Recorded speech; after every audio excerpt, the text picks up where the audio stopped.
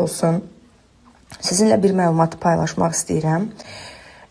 Deməli, dünənləri Neftçalıya gələrkən yolüstü marketlər şəbəkəsindən birinə daxil oldum və satıcının xeyli tərifləməsindən, halal mal olmasını dedikdən sonra aldığım bu halal zəhmət markasından olan kalbasanı sizinlə bölüşəcəm ki, dünən kalbasanın yarısını yemişik, o ayrı məsələ. Bu günləri səhər doğrayanda nə görsəm yaxşıdır.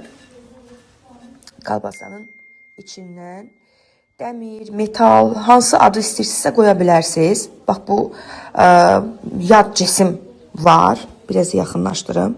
Bax, bu yad cisim mənim, ailə üzvlərimizin hər hansı birinin boğazına getsə, mədəsinə getsə, hər hansı bir bədbəxt hadisə baş versə, bu halal zəhmət markası, görəsən, bu halal zəhmət markası məsuliyyəti öz üzərinə ala biləcəkmi?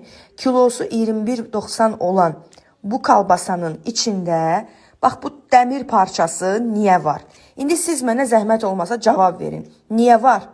Əgər hər hansı bir məhsul istehsal eləyə bilmirsinizsə, halal sözündə götürün, bazardan çıxın, üzü qoyulu gedin.